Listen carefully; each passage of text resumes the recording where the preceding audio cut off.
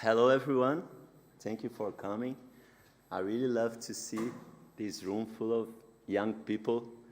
Thank you so much for coming. It's great to see you here.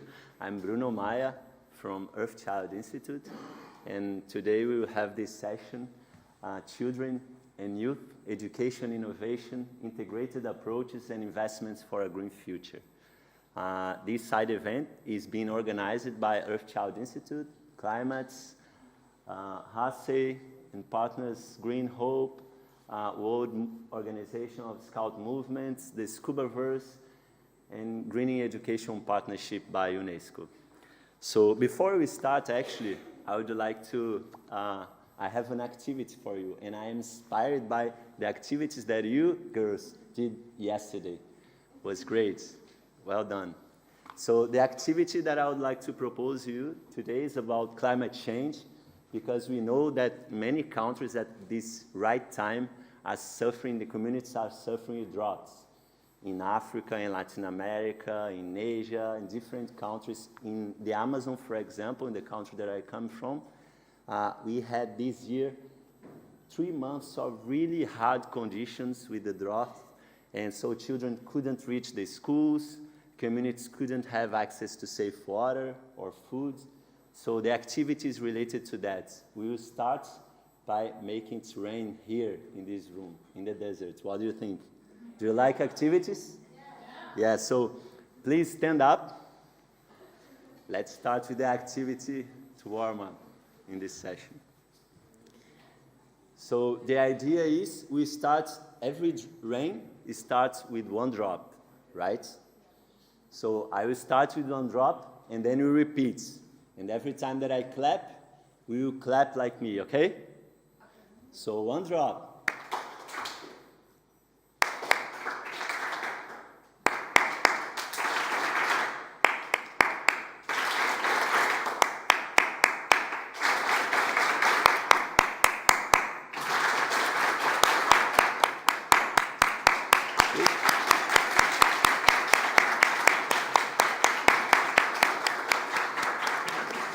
Great. Please sit down. Thank you so much. Because we did together, we could do it. Make it rain. This is the sound of the rain. So we are starting very well with this rain because everything starts with water. So water is life, as we all know. And then this was the first activity before we start the session. And first, I would like just to talk quickly about the children and youth, because we all know that children and youth are the ones that suffer the most and feel the most for many years the impacts of climate change, especially in vulnerable countries, vulnerable communities. So this is something that you need to take in mind in every discussion about climate change, every agreement, to listen to the children and young people, consider what they want, and also provide the opportunities for them to be the leaders of the change we want to see. Also, I would like to share with you about education. A report by UNESCO showed that out of 100 countries reviewed, only around 50, so 50% mentioned climate change in the national curriculum. Less than one third of teachers, they said that they feel comfortable to teach about climate change. 1/3 in this, out of 100 countries. And more than 70 young people, they said that they couldn't explain about climate change. 70% of young people. So this shows us that we really need to transform education and include climate change in the curriculum in every country in this planet. So this is the important first step. And for doing this, we need innovation, integrated approaches, and investments. And every nation should invest on education more, in climate change education, for a green future that we want to see. So just to give you this brief introduction, now we will listen to experts from the ground sharing what they are doing, their amazing work. We have experts here from many continents, different backgrounds, from Africa, from Europe, from Asia, from Latin America, what else? From North America. So everyone will share about its experience, what they're doing on the ground. And I'll start with Isaiah Owolabi. He's from HACEY, Nigeria. Please join the table. An applause to him. Thank you so much for coming. Second, I invite Laura Rodriguez from the World Organization of Scout Movements. Gracias, Laura. I invite Oyasis Adhikari from Climate Nepal. Thank you for coming. Yes, great. Thank you, Oyasis. And I also invite Kekashan Basu from United Arab Emirates, from the Green Hope Foundation. Thank you so much for joining. Okay, so let's start with Isaiah Owolabi from Nigeria. He's representing here HACEY, and he will talk to us about the Zero Carbon Africa. So please introduce yourself and tell us more about Zero Carbon Africa. Thank you very much. My name is Isaiah Owolabi, and I'm a project director and co-founder at HACEY. HACEY was co-founded 16 years ago, and our work is focused on improving the sustainability of the African continent. And what we focus on is by empowering children and young people to create climate-friendly and environment-friendly solutions. And some of these solutions are solutions that affect real sectors. What I call real sector is health sector, education sector, and other sectors such as SMEs, MSMEs, that's small and medium scale enterprise. And what we basically do is the fact that we understand that the bottom line principle to ensuring the sustainability of any project is to give power to children and young people. When children and young people have the power to change their environment or their society, then we can be sure that we can have long-term outcomes that would affect how people eat, consume energy, and also how adults would think about investing in climate solution. So we started by identifying schools and group of young people in Nigeria, training them in the simplest way possible to understand the concept of climate change and also to come up with climate-friendly solutions, from renewable energy solution like what we can see in the picture for hospitals, and they started to do this from scratch. They learned how to do it, and most importantly also, it became a social enterprise opportunity for them. Also, we started to teach them about the benefits and importance of tree planting, and also explaining it to them with real-life example, helping them to understand and to demystify myths around climate change. We allow them to speak up and tell us what their biases or the misconceptions that they have had in the past related to climate change looks like, and we try as much as possible to educate them on this. But we don't stop at the level of education. We also engage them in taking action through what we call the Environment Education and Action Clubs in secondary and primary schools across Nigeria. That's the picture related to tree planting. We also use the data that we collect from our work to engage government and private sector organizations to invest more in climate change and environment-friendly activities, telling them the reality of young people on the ground and children on the ground, how the reality of drought, for example, or excessive rainfall, for example, which is heavily connected to malaria in Nigeria, and Nigeria holding one of the highest burden for malaria in the world. So those evidences are there to also convince policymakers and private sector to engage them to invest in climate change. These are what we refer to as the climate resilience activity. The last sector of activity where we engage young people, the Zero Carbon Africa champion in 6 African countries is the waste management, waste to wealth, and water sanitation and hygiene activities, where we work with different groups of young people to help them acquire skills on using waste to create relevant solutions, and also to be able to build eco-friendly toilets within their space. And so far, we've been able to do this in Nigeria, in South Africa, Kenya, Ghana, Rwanda, and Zambia, reaching directly 1,500 exceptional young leaders, over 35,000 community advocates from secondary schools to communities, and they have carried out different climate change projects across the continent. Thank you very much.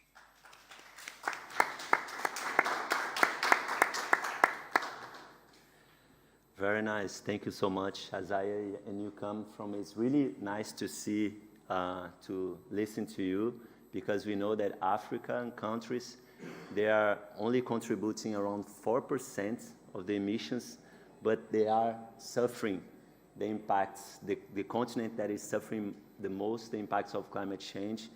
Many countries are in Africa, so then you need to look at and take care of all the countries work together, support. So amazing work, Isaiah. So I'll now pass the floor to Laura Rodriguez from the World Organization of Scout Movement from Spain. Thank you so much for coming. Muchas gracias. Muchas Hola, gracias. buenas tardes. Hello, how are you all? Thank you, Isaiah. I think all the work that you're doing in Africa with, and your projects, it's amazing. Thank you for sharing with us.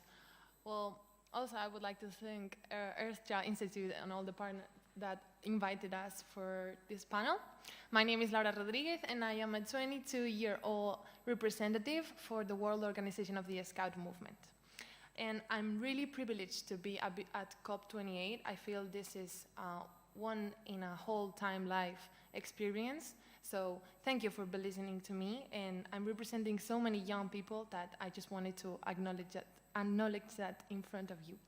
First of all, to talk about scouting, I wanted to do a quick dynamic to introduce it. So please raise your hand if you agree with the next sentence. You have ever seen a group of children and young people wearing a scout scarf like this one in your own countries? Let me see. Okay, quite a few, almost everyone. But now, second statement. You know about all the, well, not all, but some climate educational projects that Scouting is doing around the globe.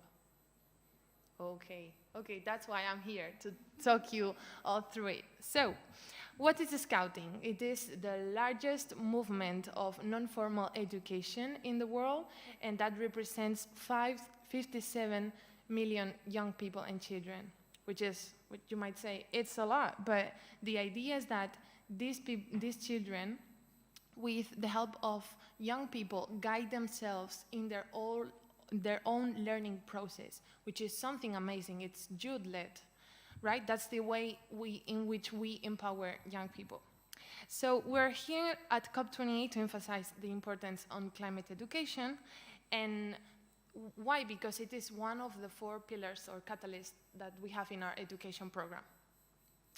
We believe that it is essential that we connect with nature. Of course, because we are ruling environmental projects in it, but also because nature connects us with our roots, with our insights, with what we are feeling.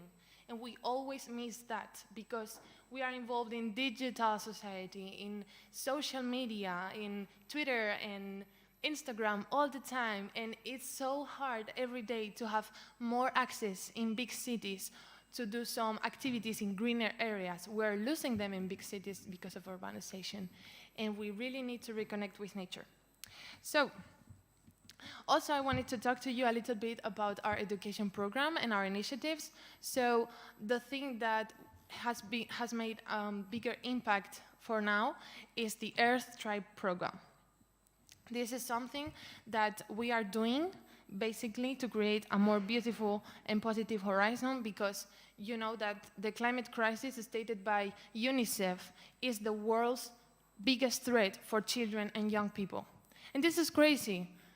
It's having children and young people in danger, and that's because whatever you're living, depending on the resources that children and young people have, especially their governments in their countries, they might have the ability to adapt or not to those floods, to those heavy storms, to the wildfires, to desertification.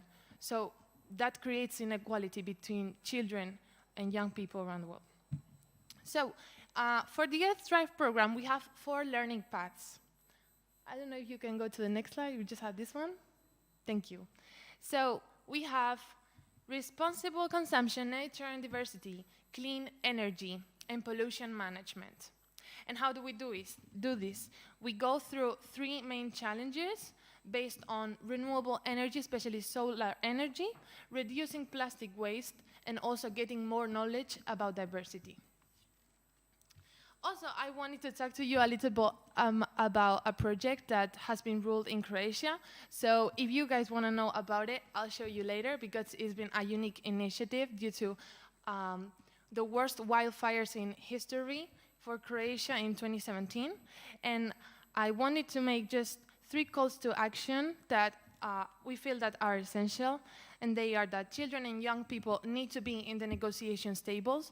We need to have a vote on decisions that affect us.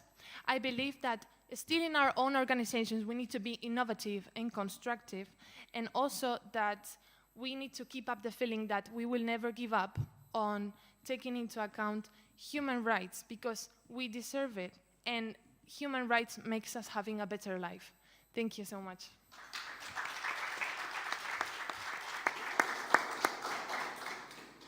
Great, Laura. Thank you so much.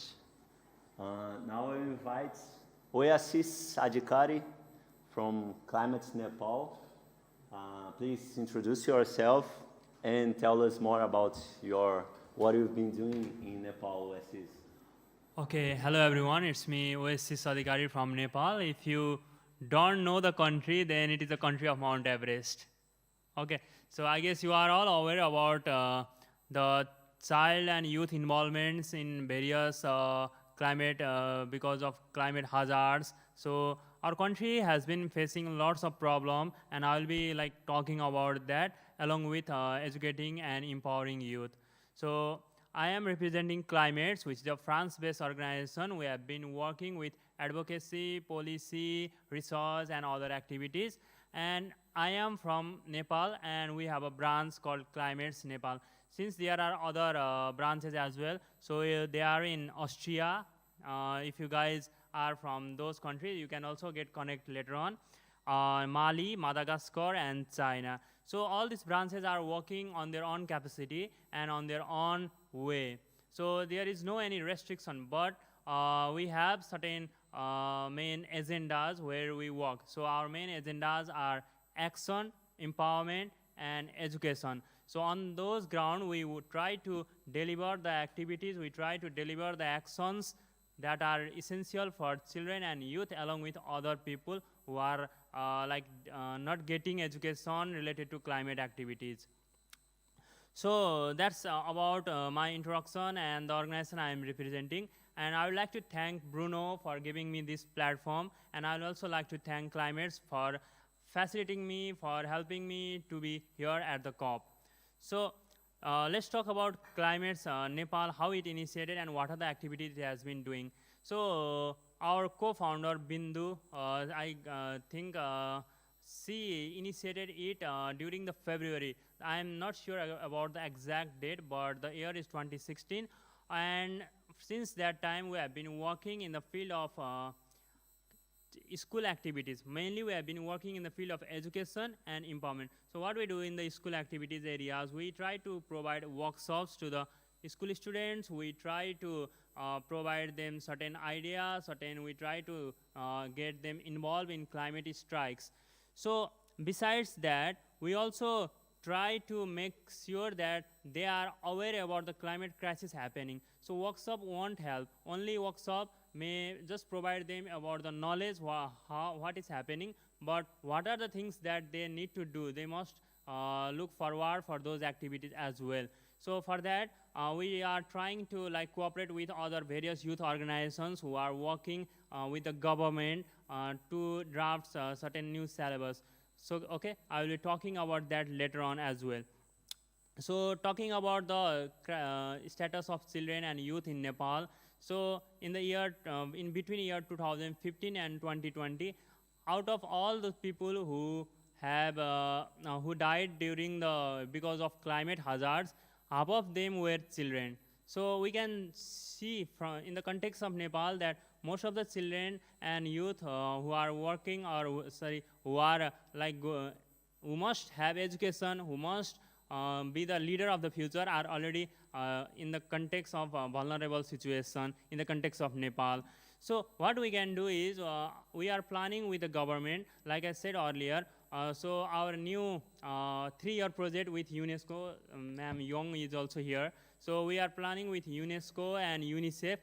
The 3-year project is going on with the support of Norway. So what is the main goal of the plan from the government? So they are just trying to develop the skills of youth along with children from the small age. That means from the school days. So what we can do in that is, we only just not provide them syllabus, we just does not provide them education, but we try to train them with the knowledge that they are lacking. Okay, so that is one example government is doing. So I think this is always relevant in the context of Asia, but that may not be true in context of Nepal. So most of the people from the vulnerable community are poor, are like having less access to education, transport, health. So except education, other things are also in deprivation condition. So I guess we all should work together, and our Climates Nepal organization along with Climates is working in the same path, so we may have a greater future in the coming days. Thank you. Thank you so much, Oasis. Well done. Great job in Nepal that we are doing. Now we are passing the floor to one person that is from our host country. This is very important. Ke Kashan Basu. She's from here, and she will tell us more about Green Hope Foundation. Please, let's talk about hope. Yes, I will change you. Let's talk about hope and talk about what you're doing in different countries. Ke Kashan. Awesome. Thank you. And I'll just have my slides pulled up. Do you have the clicker?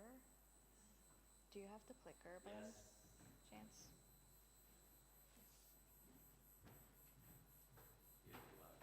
The floor is yours.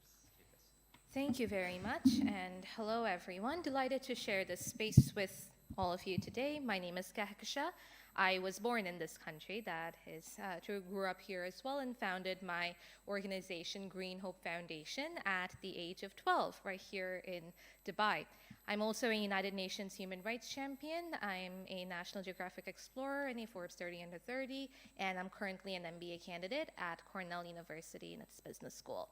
And before I share our work, I wanted to share something really cool. So this is my 6th COP. My first ever COP was in 2012 in Doha, and the first ever panel I had spoken at was our Child Institute's panel there. So it's really a full circle moment 11 years later, sitting here speaking about the work I'd founded my organization in that same year.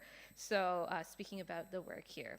So what Green Hope Foundation does is understand that this is a really intersectional issue, climate change, and so we need to kind of work to devise unique solutions. And so we work across 28 countries with over 500,000 people to address all of these unique intersectionalities of climate change depending on the country, community, and region that we work with. So we start by with an empathetic lens, really, so that because we understand that without that empathy, we can't really go anywhere. And once the people that we work with have that empathy within them, they're then able to undertake ground level actions for environmental conservation, social equity, and economic stability. And most of our work actually is based on harnessing clean energy technology for social good and climate action.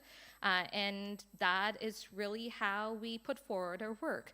So the first action that we take is the intersection of climate and education. So our sustainability academies are tailor-made workshops and conferences that are conducted by children and young people for children and young people, utilizing creative modes of communication such as music, art, dance, drama, sport, eco-fashion, and writing to make learning more fun and engaging for young people. And we use the peer-to-peer learning model for that.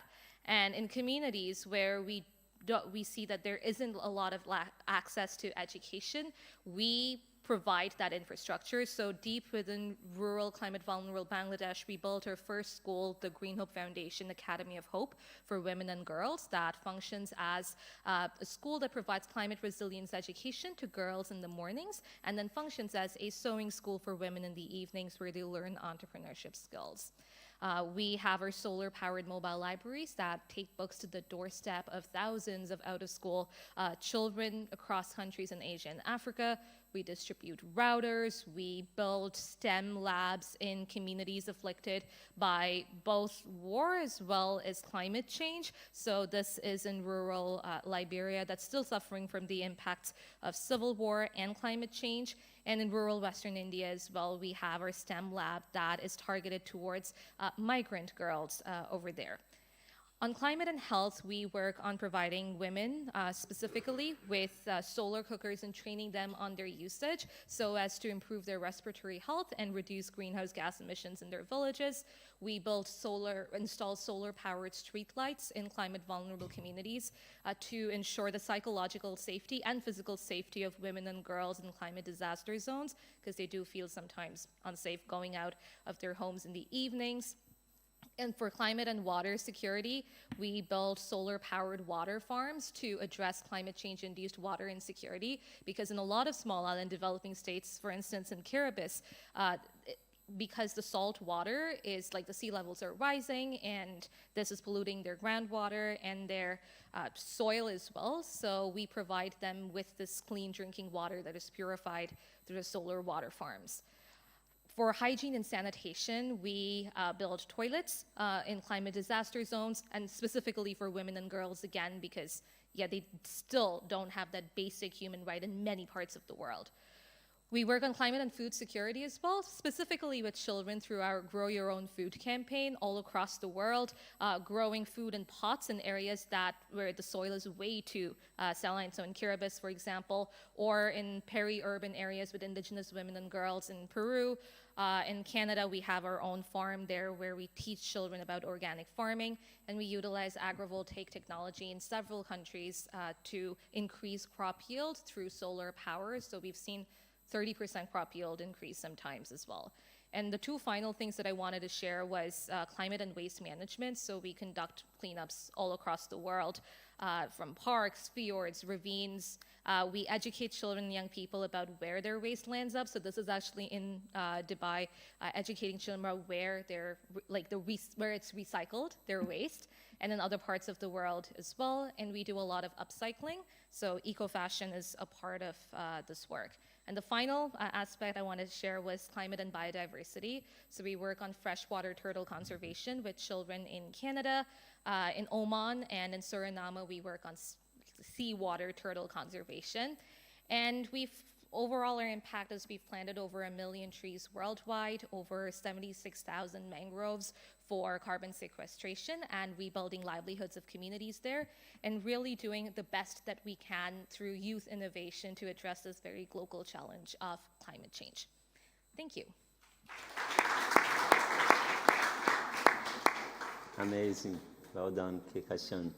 And it was great that you mentioned that more than 10 years ago, right, 2012, we started this connection with the Earth Child Institute, and you've done so many things in these 10 years. It's so amazing. Who got inspired by these 4 brilliant people? Raise your hand, please. Who got inspired? Amazing. You 4, you are doing a great job. I'm so inspired by what you've been doing on the ground these years. Amazing.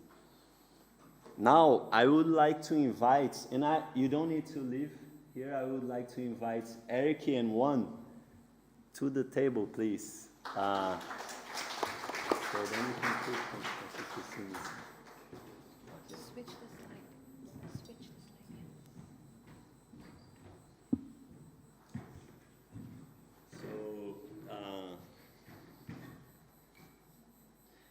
Yeah, so thank you for coming. Eric, you'll be the first one to talk now about the Scubaverse. Please let us know, introduce yourself to the public, and please tell us more about the Scubaverse. Thank you very much, Bruno. It's an honor for me to get to be here and to be the newest Earthchild Institute board member. Donna, who founded Earthchild, has been an advisor to my brand, the Scubaverse, since we started. Donna built games for the UN and UNICEF for a lot of years, and our company builds video games using Web3 technology to make it easy for young people and children to learn about climate in a way with zero barrier to entry. They're already playing games, and we use NFT tech so that within the first game that we're going to show now a video of, called Scubaverse Revival Island, we will connect in-game play to real-world impact by leveraging relationships and in-game monetization to fund real-world oil spill cleanup as it's cleaned up within the game. And then we'll give participants or players NFTs signifying how much of the real-world oil spill they were able to clean up through their gameplay. I have a 7-year-old daughter, and it means a lot to me that she'll be able to learn about these things and get wins in a way that pushes her to do more. And if we could play the video now. Video? Yeah. No?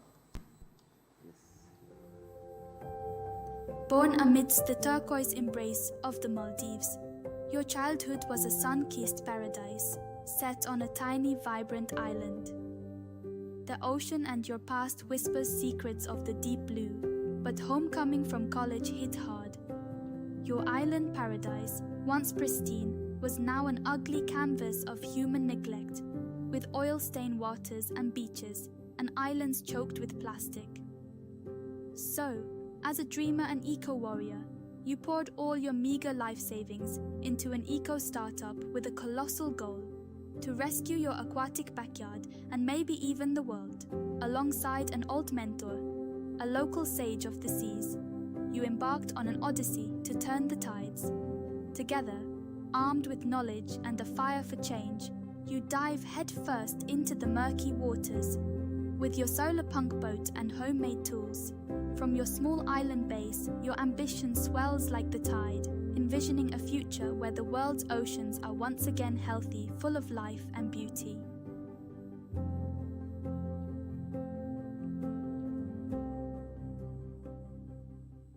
That we're building for playing for the planet.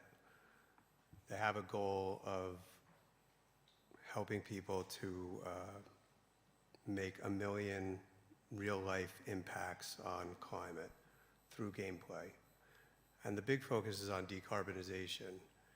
But I think, as you can see here, when kids have built into them, and it doesn't get taken away, the desire to explore, the desire to learn, and the desire to connect to nature, they grow up to be people who come to these events and negotiate to make a better world.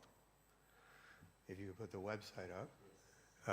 Over this past week, we've been doing a little bit of a side project telling climate stories and getting stories told by some indigenous folk and others who are here. Last night, I went to a side event or an event off-site with a partner of ours, Mission Blue, and Dr. Sylvia Earle. Dr. Earle, they call her deepness. She spent more time underwater probably than anybody in the world. And she's 89 years old. And one of the things that she said that hit me the hardest was, when kids are young, they ask questions. When they get older, they somehow learn to stop asking questions, to stop telling stories about themselves. I'm really happy that the kids from Decarbonize are here. I got to listen to a session that they did a little while ago. And it's really beautiful to see how many kids out there take this as their mission. We hope that through gameplay, we can connect more people, build empathy, build compassionate empathy, and change behaviors in the same way that traditional marketing has done for years and years to sell you products. By placing value within games, we can allow players to understand things, invite them to learn in a way that doesn't feel like school. I appreciate the time that I got to spend with you today, that Bruno and the rest of the board has brought me on as a member, and I hope that it's a long time that we get to work together.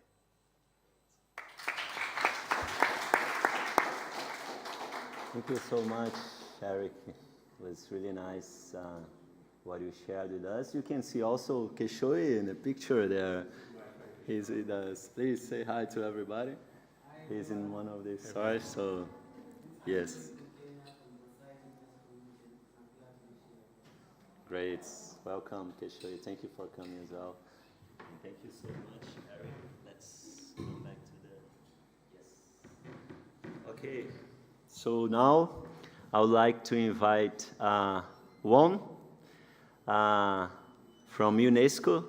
Juan, please tell us more about the Greening Education Partnership. The floor is yours. Okay, thank you very much, Bruno, and thank you again for this kind invitation for this amazing session. And I'm also happy to see so many young people in the audience, so thank you very much for joining. My name is Wan Jung-bian, and please call me Wan. I'm the team leader in the Greening Education Partnership team at UNESCO headquarters in Paris. And what I do is basically building upon all of these amazing stories. I was so inspired by all the panelists and the work that's being done, and try to bring together to create synergy. So because what we realized, especially last year at the UN Transforming Education Summit in September, what we realized from the young people's call was that this has to be done quickly. Changing our education systems to respond to climate crisis, we don't have much time. And no organization, not UNESCO, nor anybody, can do this job alone. So we need to really bring together, build down and break the barriers and try to work for synergies and partnership. And that's why this Greening Education Partnership, you see the little logo on the corner, that partnership was born at this UN Transforming Education Summit as one of the 6 global initiatives about how our education systems should change in the next years until 2030.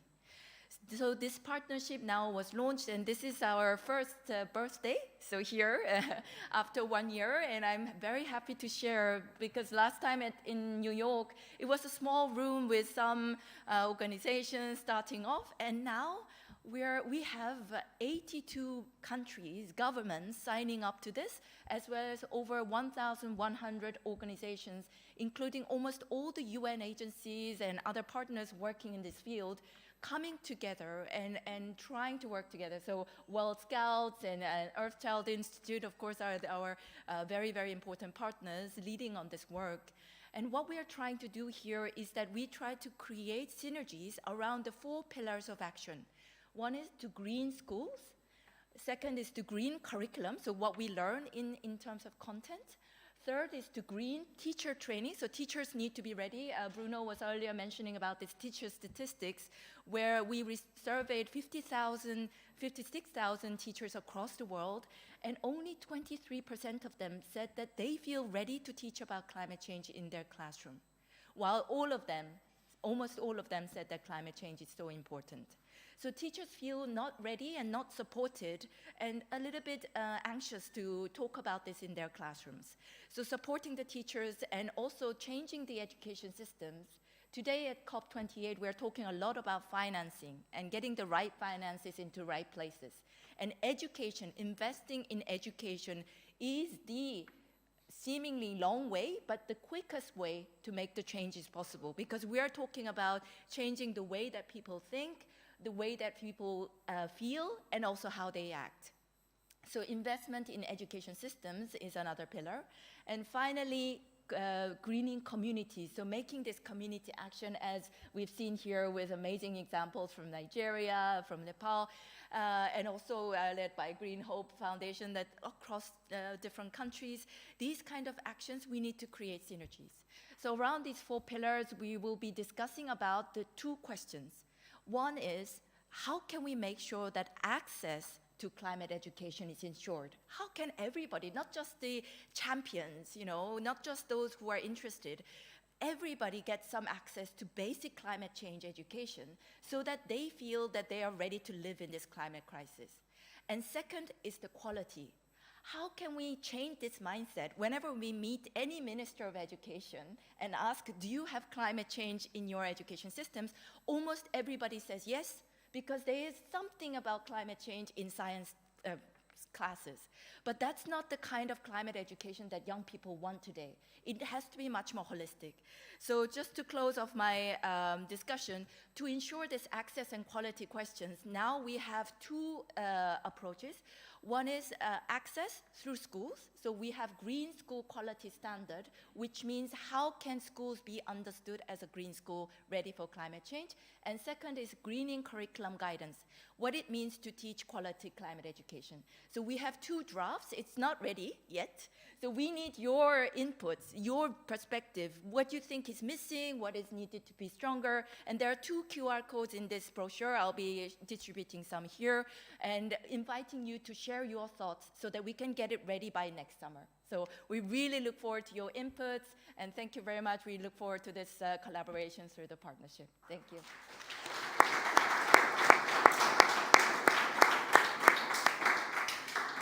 Great, thank you, Juan. We've been participating in this Greening Education Partnership since the beginning last year. In COP27 in Egypt, we had some meetings there as well, and we realized how important it is for the other countries that they hasn't joined yet, the member states on this partnership. They should join, and they should increase, as Juan said, how important it is to increase the climate change education, improve the climate change education, the national curriculum is in each country is in this planet, right? And how it's important also to have education as a core role in every discussion as well. I started mentioning here about children and youth, the importance to listen and to provide the opportunities for them to become, for you, most of you here in this room, to become the leaders of this transition that we need. Also, through education is a very, very strong, as Nelson Mandela said, is the strongest weapon you can use is education to change the world. So this is interesting to reflect about and think about the importance of education in every country, every community, to change and to see the change we want. In Earthchild Institute, we've been, as I mentioned, empowering children and young people and around the world, especially in vulnerable countries, least developed countries and developed countries, in Africa, in Asia, in Latin America, Caribbean, Pacific, identifying the most vulnerable countries and most vulnerable communities, and provide opportunities for them to work together, collaborate with us on the ground. Young people, for example, working on organizations, youth-led organizations, or NGOs, or schools, working together to implement projects with students, with children, involving them, working with them together at schools to improve also, to think about how we could green also schools, as one said, green curriculum, green teachers' capacity, and also community. It depends also the involvement of children and the leadership of children and young people around the world to change this. So this is very important. I know that it's a great opportunity for all of us, all of you, to come here at this COP for the first time, because I know that many of you are coming from the first time. It's a big opportunity and also a big responsibility when we come back also to share with the others, invite the others to join this fight for a better planet, what you've been doing. A great job. So thank you so much, Juan, for sharing with us about the Greening Education Partnership.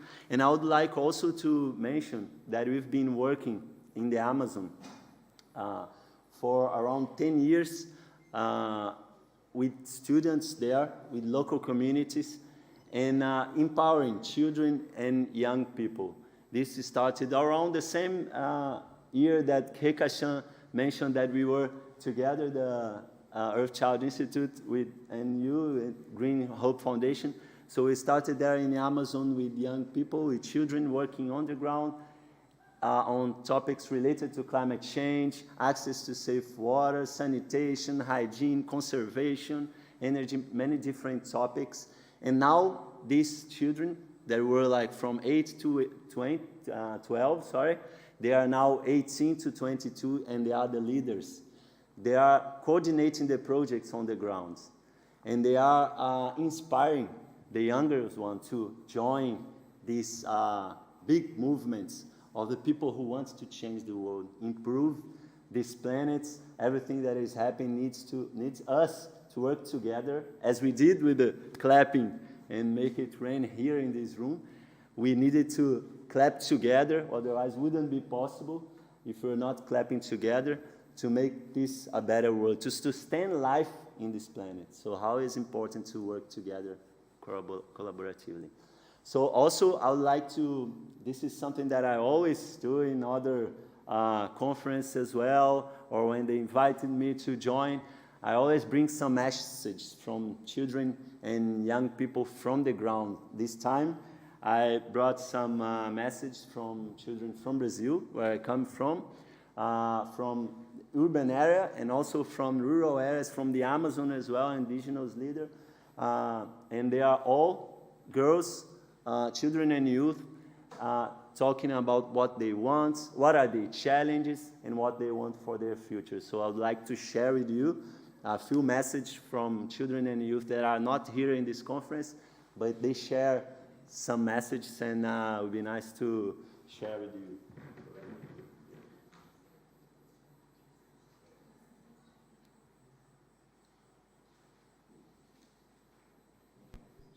Dear world leaders, we are students in the second year of high school at Escola Parque Gávea headquarters in Rio de Janeiro. We are students, apprentices, and above all, young people. We are women willing to educate ourselves and raise awareness about environmental issues that threaten our future and that of future generations. Based on the pillars of our school as well as ideals, we grow in an environment that values sustainability, that is, the capacity for conservation and permanence of all beings on Earth. Therefore, we look forward to a more harmonious way of interacting with our home. Firstly, the circumstances in which the Amazon rainforest finds itself today represents one of the most unacceptable, inharmonious, and harmful relationships that man has established with ours and his home. In recent decades, deforestation rates have grown worryingly and frighteningly due to agriculture and livestock, the extraction of raw materials, and fires. In this scenario, the enforced relationship that man established with the Amazon is just one of the many others consolidated throughout history. It has consequences, not only regionally, such as the loss of biodiversity and the disappearance of indigenous communities, but also worldwide, such as climate change and the worsening of the greenhouse effect. These will make it difficult for us to stay on this planet, making human life unsustainable and something temporary. Thus, it can be concluded that humanity itself defined the leaving date of their own home. Therefore, it is urgent for world leaders to drastically change the political, social, cultural, and economic structures regarding this harmful interaction with Earth. The transmission of values and habits of consumer society is one of the factors responsible for the permanence of this situation, as well as the lack of action by the governments, together with the distortions caused by the current models of economic development. In this sense, nations must have an educational system that makes individuals aware of their formation, as well as efficient organizations responsible for their environmental issues. Furthermore, companies from all sectors of the economy, whether public or private, must comply with an ecosystem policy developed by such organ. Only this way, it will be possible to reframe our relationship with nature, making it more sustainable and harmonious. Somos amazônidas, somos tapajônicos, indígenas, ribeirinhos, quilombolas, jovens transformadores da Amazônia, nos quilombos, nas aldeias, na cidade, nas periferias, na beira dos rios. Nossos desafios são o desmatamento, a invasão do agronegócio, garimpo, poluição dos rios, extração de madeira, falta de saneamento básico, racismo, genocídio, a pesca predatória, o desafio dos aspectos geográficos e a falta de tecnologia. O que estamos fazendo? Discussão da vida da juventude na Amazônia, busca de conhecimento, organizando os coletivos, canoagem e caminhada ecológica, hortas, horta pet, filtros na comunidade, turismo de base comunitária, seminário, ativismo, protagonismo juvenil e a cultura. O que queremos? Salvar os nossos territórios, melhorias na qualidade de vida, floresta em pé, contribuir para as próximas gerações, melhoria no saneamento básico, cuidado e respeito com os rios, preservar os rios, respeito à diversidade dos povos, valorização da cultura, garantir o direito básico da população, conscientização da humanidade, demarcação de terras indígenas e quilombolas.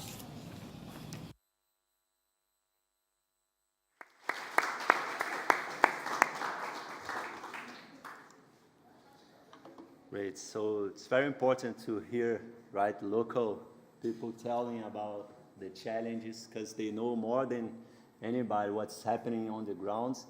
And also I would like to cover, I received here, there is one question about the Amazon. How could we work together? We received online because people are watching online also. And I would like to mention that COP30 will be in the Amazon.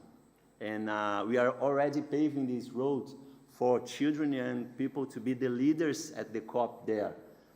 Yesterday we had an action also for about COP for the children. And Francisco, I would like to also mention that he just arrived. He was there leading this action yesterday. It was great, Francisco. It's great that you came. And also it's important because we learned a bit about what is happening there on the ground. They said also what they want for their future.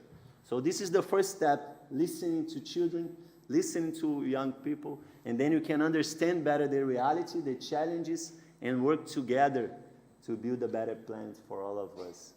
So now, after this film and also answering quickly this question about the question that came online, I would like to invite Francisco Vera.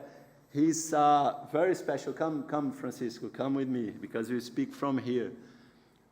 Francisco Vera, this guy here, inspired me so much when I met him.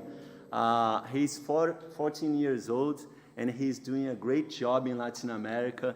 He's from Colombia, and he is from the Guardianes de la Vida. Do you know what it means? Some of them know, because I'm from Argentina, from Spain, Guardianes por la Vida, the life guardians. He is responsible for it, and also for the Eco Esperança, which inspires me so much because you are talking about hope in this planet. So I would like to pass the floor to Francisco Vera to talk to all of you. Thank you for coming. Thank you. Please. The floor is yours. No, thank you so much, Bruno, for this space to share and deliver a little bit in education, on education and inclusion of the children voices and youth voices, and sorry because I also was a little bit late, but anyways, again, thank you, and yes. I'm gonna to present me anyways, you have doing, but yeah, just to say it again, I'm from Colombia, Guardians for Life, and also I am a youth advocate from UNICEF. Also, we have here another youth advocate, a strong applause for her and for the work that UNICEF is doing, I think that it's very important that the children empower themselves and participate in these kind of spaces, as is the COP or for example, the regional meetings and the national meetings. In general, the children have a crucial job and role in the framework of climate change. I always say that we are not just one of the main victims of the consequences of this crisis. We are also one of the populations that are making the change, no, and that are which are contributing to the change and to the solutions, no. So it's for that the education is as important as it is, no? The education, I say that is like the main thing that is it's available to make the change, yeah? From the schools, we can transform the mind of children, no? And make them conscious of the problems and also make them that take action, no? So in fact, we are working on that in Colombia with Guardians for Life. It's a movement that is trying to support all the environmental and climate education projects on background, no? Making the young people, empowering the young people to participate and to get influence into the policy making, no? That I think that is the most important thing, no? To include our experiences, to include our I don't know, like vivencias is in Spanish. You are vivencias, no, joking. But yeah, our experiences, our also petitions and our commitments in general, no? So it's that the importance of the education, in my opinion. Also, I think that we have been willingness and no how the education can also touching us, can make has made in fact one of the biggest changes of our society, no? So I think that we have to learn from the history and look at the history and how, as humanity, we have make change through the education, no? So is that. Thank you so much. Muchas gracias. Muchas gracias, Francisco. Thank you so much for coming. And it's a really honor because I know that Francisco is already pushing hard the negotiators, the policymakers to change, right? We know that he has many meetings with policymakers, with negotiators during the COPs, and he's pushing hard them to change. This is very powerful. So you are inspiring so many people around the world, especially from Colombia, but going out of Latin America and the whole planet is inspiring. It's because I remember last week I was in a school and teachers, a group of teachers that they teach young people, they told me, we are losing hope because of climate change. I shared with them about Francisco. I told them about Francisco, not losing hope. And I told them about Eco Hope. I told them about what he's doing with 14 years old. Actually, since how old you were when you started this movement? I started the movement when I was 9 years. 9 years old. That's in 2019. 2019. Can you imagine that? With 9 years old, think about what you were doing with 9 years old. Really. This is very important. And then he's now 14 years old. In 5 years, you have no idea how many things and many important things other than the inspiring many young people, many children around the world. He's pushing hard, as I said, that we need this to change schools, transforming education, to change curriculum, to change teachers' capacity and communities. We need this, this power of the children empowered to change their communities. He's not changing only his community anymore. He's already changing his country, changing worldwide. Everybody that knows him If you want to share, please. Yeah, but also I want to make let clear that it's a work that we are doing together with you. No, that's the most important thing. No, that there is a phrase that says exactly that. No, alone we can achieve our targets faster. No, but together we can get longer. No, that's the important thing, no? Fight, but collectively, no? With the others' movement and with the others' struggles that always are connected, no? Because some people think, for example, that the social problems, for later example, the social problems are not connected with the climate, no? But actually they are, no? And the social justice cannot progress without the climate justice and in the other sense, no? So that's important to say, no? Together we are gonna to get the target of build a biocentric society, no? With the children, hearing to them, no? And I think that we can learn a lot from them, no? I think, in fact, that each of us have a lot to say, no? Maybe what has take us to the extension to this situation of crisis and emergency, it's that we think that we are more than others, no? It's in the patriarchy, no? I don't know if I say that in English. It's the great way, patriarcado in Spanish. That means that historically we have thought that for example, the men are more than the woman, that the adult know more than a child, no? Than the human beings in even are more than the other species, no? And it's important to recognize that, no? If we recognize not the problem as itself is the root of the problem, and the root of the problem is that we haven't heard each other, no? So we have to establish the dialogue that is the main objective that we have in this COP, and also looking for the COP 30, no?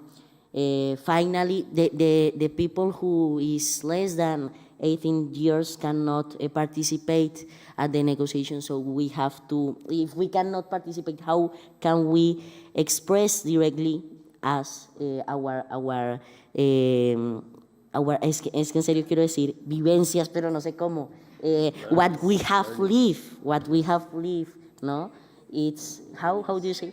The livings, yeah, the livings, that's it, that's the perfect word. How can we say that if we even not have the microphone to do it, yeah? I believe in a big way in the capacity that the young people and children have. We have just to give them the platform, the space to do it, and to learn from them, no? As I have said, thank you, and maybe I have take more time, but I have taken. Thank you, Bruno. Thank you, Francisco. Gracias. Thank you so much. And it was very interesting that you mentioned that in the end, because for me, it closed one cycle that we started here, the water cycle. We started here working together to make it rain in this room. So it was only possible because we did together. So it's exactly what you said, the importance of working together, collaboratively, everybody in this planet, children, youth, adults working together, but everybody with voice, with the mics, and negotiating everywhere. So this was very nice that you shared. No, but okay, high five. That's it. Yes. Congratulations. Yes, thank you so much, Francisco, for coming.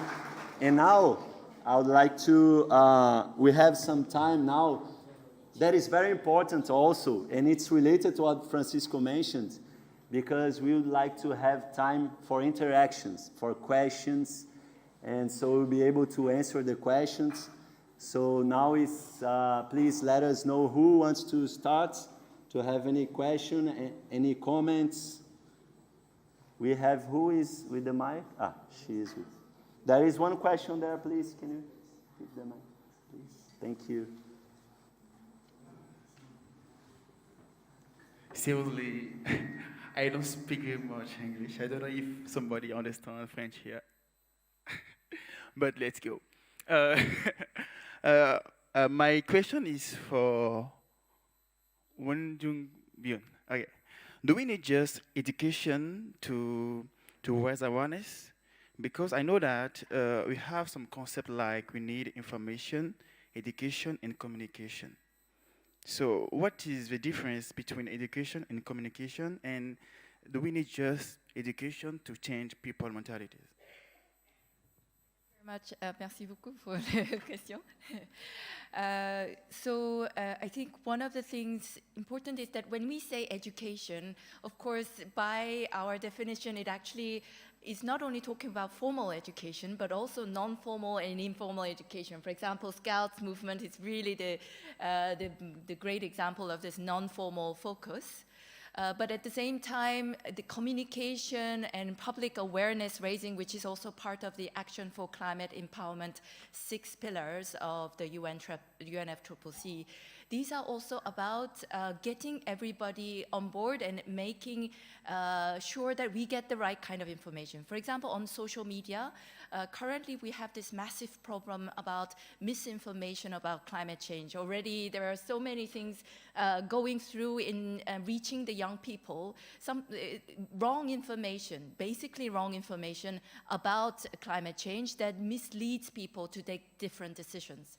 So while education, formal education and all of this much more structured way of learning is important, making sure that in social media and other spaces where young people learn, the right kind of communication and information is shared is also very important. So at UNESCO, we call it media information literacy. And now climate change is becoming much more important in that space as well as in education. So I hope that answers your question.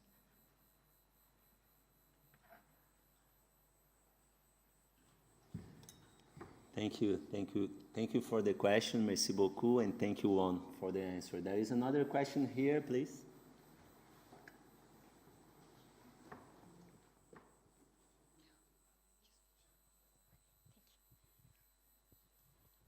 Thank you very much for the session. My name is Hiano Take. I came from Japan, but I'm coming instead of my boss because he couldn't come for the NGO called Little Bees International. We work on women and youth empowerment. I'm also working in a global partnership for education in Japan as well. So I have one comment and also one question. One comment is for Miss Won. Sorry for, as you said, you wanted a bit more comment on it and also insights on the climate education. One thing I can say from the perspective of Japan is that we are a very disaster-prone country, and before coming to COP, I also visited Tohoku area, which experienced the Great East Japan earthquake back in 2011. And I think for us in Japan, we do a lot of climate education on not climate education, but on disaster risk reduction education, and we are very strong in that. But when I talk to the Japanese government, I don't think they have recognized that the disaster risk reduction connects to climate action, because when I ask them, do you do anything on education and climate action, they say no, but actually we are doing a lot on disaster risk reduction. So one comment I just want to make is that it's important to connect disaster risk reduction to climate action on the level of education as well, so that we know that this is something that's very related to us, and it's something that's related to our life as well. So that's one comment I wanted to make. Another is a question for any of you. Also from the perspective of Japan, what I think is that we need a lot of capacity building for teachers. And our country is a very education, we're very focused on education, that we cover a lot of curriculums for primary and secondary education. And when I talk to teachers, what I hear from them is that, oh no, we can't accept any more curriculums, any more new curriculums, because we are too busy in covering what we have right now. So I just wanted to ask, what is your opinion and ideas on the capacity building for teachers when this is not something new, but when introducing something new, that looks like a new curriculum for them. So it's a big question, but I just wanted to ask your opinion on it. Thank you. Who wants to?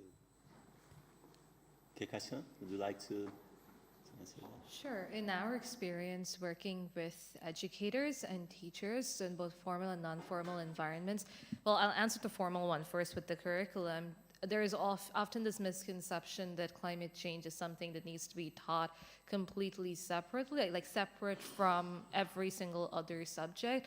And then it's like, oh my gosh, how do I teach that? How do we get that in here? But what we've seen through the work and the teacher trainings that we do through Education for Sustainable Development is connecting climate to their subject and educating them on the intersections there. And therein we've seen more progress in terms of them being more receptive to teaching climate and sustainability, because just very often it's just seen as completely separate and something only like NGOs or the government needs to do, but that's really not the case. So relating it to math or biology or geography or even finance and economics is really what we do at Green Hope Foundation, and we've seen successes with the school boards and the schools that we are partnered with, and even universities. So from our perspective, it is possible, and that's through addressing those intersections.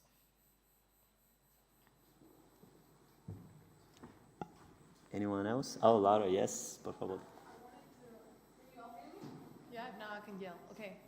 I just wanted to, perfect. I wanted to add to your answer a little bit more on how we need to do that intersectional transformation of educational systems. We're trying to work on that in non-formal education as well, but we cannot include climate change education in our curriculums if we are not also paying attention to children that have disabilities in classes or in group scouts, or also that have socioeconomic disadvantages. So it needs to be a collective answer, and for that we need all actors to cooperate all together to finally include climate education in a way that's useful for the teachers, but also for the educandos, that's how we call them in Spanish, but for the learners. Thank you. Great, Laura. Anyone else answering this? Want to get no? Eric, you want to? I would just add that the opportunities to invite young people and older people to learn are not limited to classroom. And games are the thing that I do. I have friends that make documentaries to help people my age learn about things. But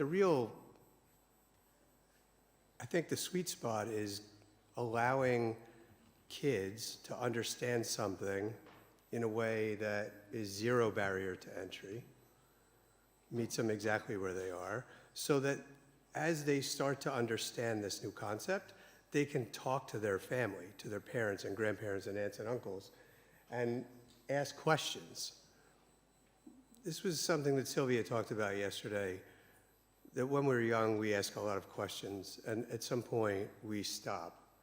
And we should never stop. We should always ask why or why not.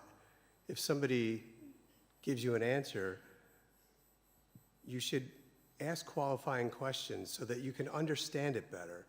And a lot of times, teachers or professors or whomever use vernacular, and they use big words because it makes them sound smart.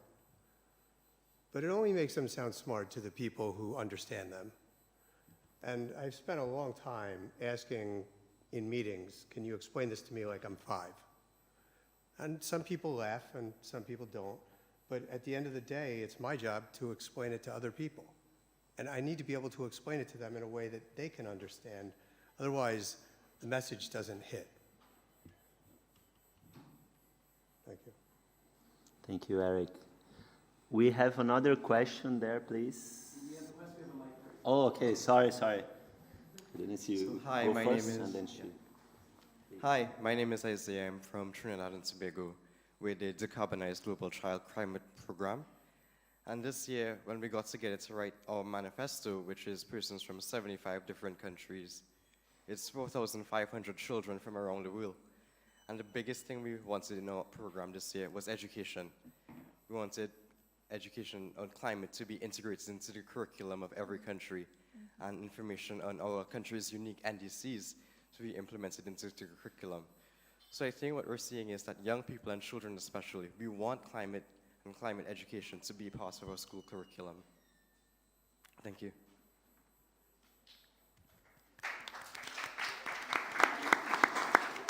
Thank you for sharing. Anyone wants to comment? One, please. Thank you very much. That's a very, very strategic point that you picked out. And in order to make that happen, because we noticed, according to our study, among 100 countries' curriculum, less than half of them have any mention of climate change. The word climate change doesn't exist in their national big policies on curriculum. So we want to change that, and to do that, on the 8th, the Education Day and Youth Day, we will be launching an Education and Climate Declaration, and currently 32 countries have signed on it. And we will push for that to happen towards COP 2025, because now Brazil has just joined the Greening Education Partnership, thanks to also the great work of our Child Institute.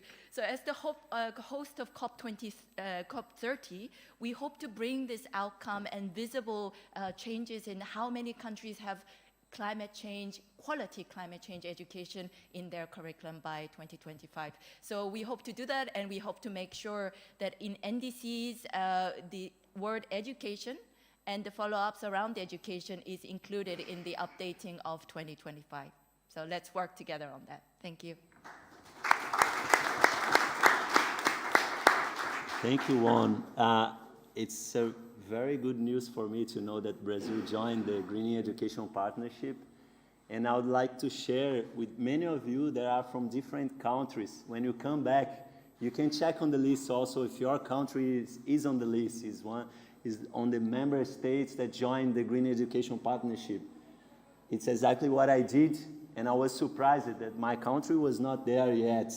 And then I started, when I had the first opportunity to talk about someone from the Ministry of Education, please, this is the Green Education Partnership, and I'm glad that they joined, showing that they want to change, they want to improve this important partnership. So it's a good for you also to think about this when you come back home to your countries, to check on the list and push the decision makers, Ministry of Education, different ministers, Ministry of Environment, so your government to know more about the Greening Education Partnership and to join as well. So in this way, we'll be able to greening schools in each country, greening communities, greening capacities, and also communities. So great, thank you for sharing one. I'm really happy to know that. There is another question. Sorry. First her, and then I saw you, and you, okay? So then let me see the time that we have. So we would like to do, because we have only a few minutes. Okay, we have only a few minutes. So please, now we have 3 questions, the last questions. Please make it very short so then we have time to answer. And let's try to make it together, okay? So then we answer all of them. So then we have time to answer the questions together. Please, very short question, challenging. Hello, everybody.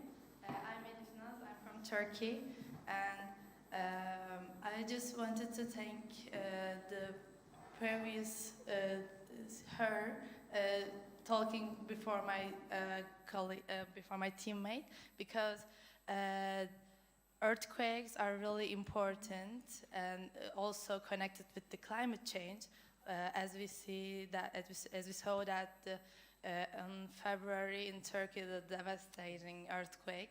So our people in Turkey are not enough conscious about this topic also. And it is really important, and she mentioned that. I'm so thankful about her. And also my question is, we are coming from a public school in Turkey, and how we can include these greener classes, greener topics into our curriculum, because we are not a private school and we have to work with the government. So it is a long process to, they have to accept this, and they have to let us into at our curriculum, and they have to reach our school, and we have to do lots of steps. So how can we do it faster and in this public school? Thank you. For a question. Let's go direct to the other question, please, here. The man in green here, please. The mic. Okay, he has the mic, and then after him, you can answer, please. Okay. Try Hello, to be everyone. really short with the question. Thank you. I know that we are running out of time. My name is Omar, and I am from Jordan, and I am co-founder of a social enterprise like you. It's working on solid waste management and integrated with technology. So my question to you, that as you know that social enterprises has more social approaches than business approach. So how do we make sure that we sustain our work and move on? Because at some point, as you know, that we will need money. So monetization and funding is one of the crucial issues when we talk about social enterprises and MSMEs and startups. That's my question. Good question, thank you. The last one, please. Yeah, hi. I'm Julian. I'm with a youth conservation NGO based in Costa Rica and California. Really quick question, and it's regarding the education and the greener classes. I think especially for youth in the political atmosphere, especially at conferences such as COP, a lot of times when we're given the stage to speak and to be a part of these type of collaborations, we often don't have the specific education on policy. And so I was wondering, in these greener education classes, especially, it's hard to compete isn't the right word, but it's hard to be put at the same level with those who already have their undergrad degree, their master's in policymaking and environmental sciences. So I was wondering if within this greener education, would there be specific information on policy that might enable students to be more efficient in these types of spaces? Thank you. Thank you so much for your question. So now we have a few minutes to answer. Who wants to? Isaiah. So I will ask the same thing that I asked for them. Let's keep the answer really quick, so then you can have a few answers for finalizing our session. Please, Isaiah. Okay, thank you very much. I would try to touch on the questions. The first question on mobilizing a public school to, for example, include green education. The typical example is in Nigeria. One thing we have understood is that change happens at different levels: individual level, community, institution, and policy level, which is the highest level. That's usually long-term, difficult, more challenging, but it's always good to organize ourselves, either from a student level, work with the head of school, regional head of school, to see how we can send short statement to them to make little requests, not the biggest request, to say we need environment education, we need education on climate change. Once you start organizing your groups and you start creating simple, straightforward messages, policymakers take note of it. And that's what we did in Nigeria. And right now in some districts, government districts, they have climate education in their school. In some districts, they don't have it yet, but we are using the same model, building coalition of students who send message to their teachers, from the teacher to the head of school, regional head of school, and it gets up. In terms of social enterprise, climate change, and what this means in big term, what I always advise is think of the data pathway. The numbers have to make sense. And also, if you think about the bottom line principle of sustainable development, which is to leave no one behind, Within that same principle itself is to make sure that while you're thinking of social, you have to think of how the business sense meets social. And a lot of people, by the time they are talking about climate change, we think about it in terms of if we do this, it's just because it's good. No, it makes business sense to invest in climate. We only need to find out where the numbers are. And the truth is that the numbers are correct. It makes absolute business sense.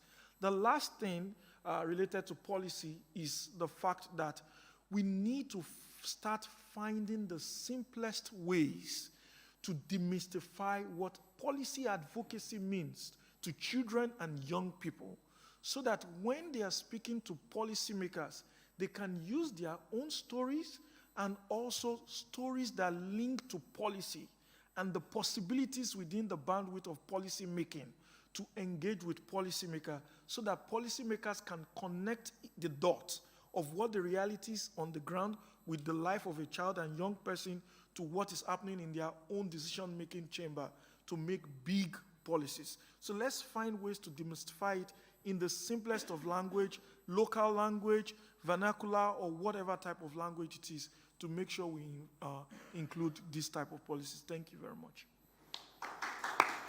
Thank you, Rosario. HACEY will be the last one. You have a few seconds to answer before we finalize. Please. Okay, so regarding her question about quick process, I would just like to say two approaches will be good in case of like we have been trying to do. So we just try to invite politicians, especially we have to connect to the politician. So we try to invite them at any climatic events we conduct. So that's the one best way. And next best way is just like I gave an example regarding our partnership, government partnership with UNESCO. So try to find those organizations that have better diplomatic relation with the government, with the bodies, and we can get connected. So they can be our interlink. That's all. Thank you, HACEY. All right. Just to finalize, when we were talking, I was remember the importance of education, because we mentioned many times here. And we have in this conference, for example, almost 100,000 people. And I think, no? How many? Yes, it's crazy. It's a big conference, almost 100,000 people. And I think many of them, they forgot that they were educated to be here. Otherwise, education will be on the top of the list in every single table that we negotiate or talk about any agreements or everything about climate change. Everybody went through education. Of course, we need to improve education, transform education, include climate change in the curriculum, change education. It's very important. But everyone went through this process of formal education. So this is very important for us also that are in this room, to think about. I know that you are all leaders that will become in the next year sharing in your countries. Education is also, even if you go to a different field, not working on education, please don't forget that education is very powerful and we all went through it. And another thing about children and youth also, I've been since a child like Francisco, it's why he inspired me as well. He told me that he has to run to a meet with the mayor, to push. It's why he left, to push someone to be better on his position, to negotiate better. So, and then he reminds me, because I started as a child as well, and what I see in this journey, it's many people after being young people and adults, they forget about the importance of children, of working with children, no matter in which area you are, listening to children, empowering them. So this is also another thing that I would like to remind you and share with you, the importance of empowering children and youth. Then you see a better planet for all of us. Thank you. Thank you for coming. Thank you, all of you, amazing speakers, sharing your work on the ground, locally, regionally, and globally.